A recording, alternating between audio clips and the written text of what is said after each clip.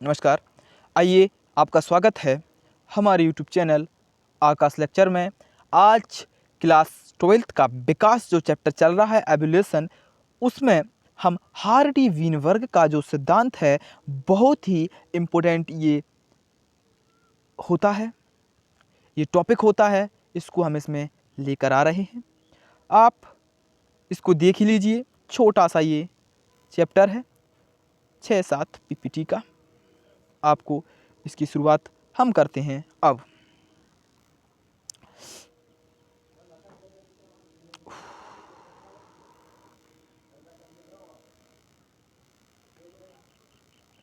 अगर अभी तक आपने हमारे चैनल को सब्सक्राइब नहीं किया है तो सब्सक्राइब कर लें।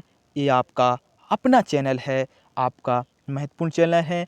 हम इसमें बताना चाहेंगे, हमारा संडे के दिन कोई लेक्चर उपलब्ध नहीं होता।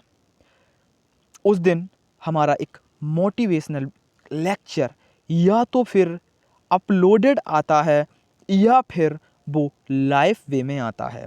अभी आप जाकर देखेंगे आपकी होम स्क्रीन पर यूट्यूब की, अगर आपने हमारे चैनल को सब्सक्राइब कर रखा है तो एक शेड्यूल पड़ा है, वो आपको दिखाई देगा। उस पर क्लिक कीजिए, आप हमारे लाइव वीडियो पर पहुंच जाएंगे। वो लाइव वे में आ रहे हैं। वो संडे के दिन आता है सिर्फ सुबह 7 बजे। अभी ठीक है, तो अब शुरुआत करते हैं हम आज के अपने इस वंडरफुल लेक्चर की। चलिए, इसमें हमको देखना है सबसे पहले कि हार्डी वीनबर्ग का सिद्धांत कब दिया गया था, किसने दिया था। ये सिद्धांत दिया गया था 1908 में। इसे 2 वैज्ञानिकों ने मिलकर प्रस्तुत किया था। वो वैज्ञानिक कौन कौन थे? वो वैज्ञानिक थे G.H. हार्डी और W. वीनबर्ग। 2 वैज्ञानिक थे। 2 वैज्ञानिकों ने सम्मिलित रूप से मिलकर इस नियम को, इस समीकरण को प्रस्तुत किया था, इस सिद्धांत को दिया था। उन्होंने एक समीकरण दिया था। वो समीकरण क्या था? P² + 2PQ + Q² बराबर 1। ये इन्होंने क्या दिया था? एक समीकरण दिया था। ये समीकरण में P² क्या है? समयुग्मकी प्रभावी जीवों की आवृत्तियां। ये क्या है? समयुग्मकी प्रभावी जीवों की ये आवृत्तियां होती हैं। और P क्या होता है? प्रभावी जीवों की एलील होती हैं। Q² क्या होता है? समयुग्मकी अप्रभावी जीवों की आवृत्तियां होती हैं। और जो Q होता है अप्रभावी एलील की आवृत्ति होती है। और 2PQ वो विषम युग्मकी जीवों की आवृत्तियां होती हैं। ठीक है, अब आ जाता है जो P + Q का जो इक्वल होता है, P + Q इक्वल जो होता है वो 1 होता है। कितना होता है? 1 होता है P + Q, यानी कि ये निश्चित होता है, ये एक स्थिरांक की होता है, इसको 1 आना है। ठीक है, अब इसमें और क्या आएगा? ये केवल जीनोटाइप के लिए होता है, ये फिनोटाइप के लिए ये समीकरण ही नहीं होता। ठीक है, ये जीनोटाइप के लिए ये समीकरण होता है। अब आता है किसी समष्टि में एलील आवृत्तियां पीढ़ी दर पीढ़ी स्थिर व निश्चित बनी रहती हैं। जो समष्टियां होती हैं वो किसी प्रजाति में पीढ़ी दर पीढ़ी स्थिर या फिर निश्चित बनी रहती हैं। जो जीन पूल या समष्टियों की कुल जीन व उनके एलील या स्थिरांक बने रहते हैं, इसे आनुवंशिक संतुलन या कहा जाता है। यही हार्डी वीनबर्ग सिद्धांत है। ये क्या होता है? हार्डी वीनबर्ग का सिद्धांत होता है।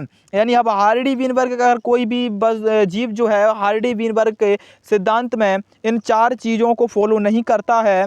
उसमें कुछ 4 चीज़ें दी गई हैं, 5 इसके टॉपिक होती हैं। अगर उन 5 टॉपिकों को वो फॉलो नहीं करता है तो वो हार्डी वीनबर्ग के सिद्धांत का पूर्णतः पालन नहीं करता है। ठीक है, अब वो टॉपिक क्या हैं, उन टॉपिकों को शुरू करते हैं। अब हम इन्होंने क्या दिया था? इन्होंने सबसे पहले दिया था कि उत्परिवर्तन ना हो, तब उस स्थिति में हार्डी वीनबर्ग का जो सिद्धांत है वह कार्य करेगा। यानी उसमें क्या ना हो? उसमें ना हो उत्परिवर्तन। कोई जीव में उत्परिवर्तन ना हो तो वहाँ पर उसमें विकास नहीं होगा, वहाँ पर ये कार्य करेगा, वो संतुलन स्थिर रहेगा, उसमें कोई विकास नहीं होगा।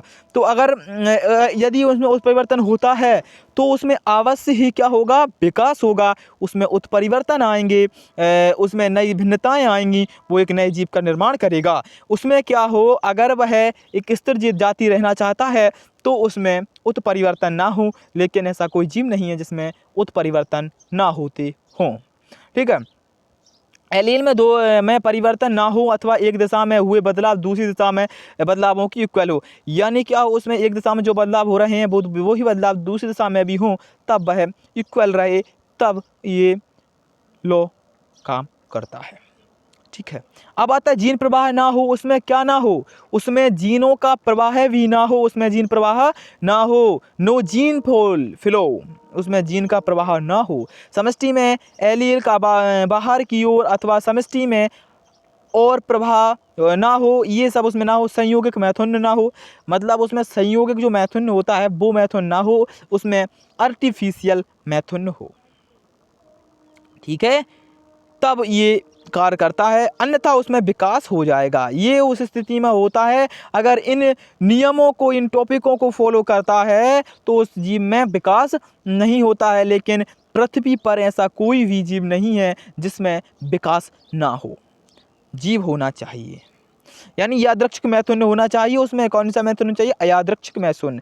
अनुवांशिक अपवाह या जेनेटिक ड्रिफ्ट ना हो, अनुवांशिक अपवाह यानी जीनों का आदान प्रदान या फिर जेनेटिक ड्रिफ्ट, या उसमें न जीन न रोकें, समष्टि बड़ी हो तथा जिसमें केवल संयोगिक या फिर अचानक हुए एलील आवृत्तियों में बदलाव महत्वपूर्ण ना हो, ये उसमें ना हो। और चयन ना हो, उसमें क्या ना हो, चयन ना हो, नो सिलेक्शन, उसमें चयन ना हो, किसी एक जीनोटाइप को दूसरे से बेहतर सिद्ध करने वाला कोई चयन कारक उपस्थित ना हो, तब ये लॉ कार्य करता है, अन्यथा ये कार्य नहीं करता है। ठीक है। दूसरे शब्दों में हम कह सकते हैं कि 5 कारक हार्डी-वीन वर्ग साम्य या फिर हार्डी-वीन वर्ग इक्विलिब्रियम में प्रभावित व चयन करते हैं। वास्तव में जीव यह परिस्थिति प्राय कभी पूरा नहीं होती हैं, अतः किसी समष्टि में जीन पूल की एलील आवृत्तियां एक पीढ़ी से दूसरी पीढ़ी में बदलती रहती हैं। इसका अर्थ हुआ कि विकास हुआ है, ये साबित करता है कि विकास हुआ है।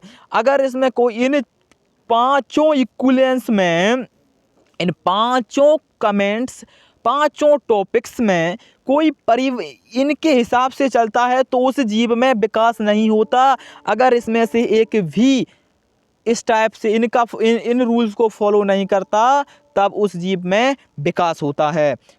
यानी कि पृथ्वी पर कोई जीव ऐसा नहीं है जिसमें विकास ना हो, वो सिर्फ जीव हो, उसमें विकास होता है, उसमें विकास होता है, उसमें विकास होता है। वह कोई भी जीव हो, उसमें विकास होता है। तो आज का हमारा ये टॉपिक था, छोटा सा था लेकिन बहुत कुछ बताने वाला था, बहुत ज़्यादा नंबर दिलाने वाला था, बहुत इम्पोर्टेंट था, बहुत वंडरफुल था। ठीक है, तो आज का हमारा ये टॉपिक क्लियर होता है। अगर अभी तक आपने हमारे चैनल को सब्सक्राइब नहीं किया है तो चैनल को सब्सक्राइब कर लें, बेल आइकन को प्रेस कर दें। थैंक यू, धन्यवाद। Thank you.